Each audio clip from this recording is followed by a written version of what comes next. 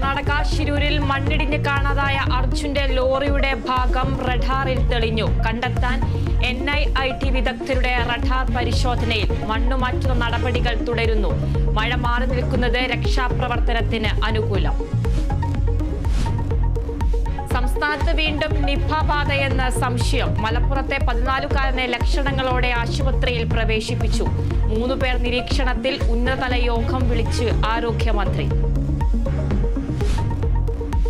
സംസ്ഥാനത്ത് വീണ്ടും പനിമരണം. കോഴിക്കോട് പനി ബാധിച്ച് 10 വയസ്സുകാരി മരിച്ചു. മരിച്ചത് എളേറ്റ് സ്വദേശി ഫാത്തിമ ബത്തൂർ.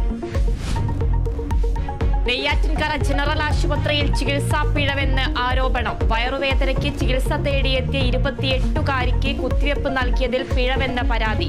കാട്ടാക്കട സ്വദേശി കൃഷ്ണയുടെ നില ഗുരുതരം. ഡോക്ടർ വിനുവിനെതിരെ കേസെടുത്ത് പോലീസ്. ബംഗ്ലാദേശിൽ സർക്കാർ ജോലി സംവരണത്തിനെതിരായ വിദ്യാർത്ഥി പ്രക്ഷോഭം തുടരുന്നു. മരണം 105. കർഫ്യൂ പ്രഖ്യാപിച്ച് സർക്കാർ. സൈന്യത്തെയും വിന്യസിച്ചു. കുവൈറ്റിൽ തീപിടുത്തത്തിൽ 4-അംഗ മലയാളി കുടുംബത്തിന് ദാരുണാന്ത്യം. അബ്ബാസിയയിൽ മരിച്ചത് പത്തനംതിട്ട സ്വദേശികളായ മാത്യു മുളയ്ക്കലും കുടുംബവും. അവധിക്ക് നാട്ടിലായിരുന്ന കുടുംബം കുവൈറ്റിൽ തിരിച്ചെത്തിയത് ഇന്നലെ.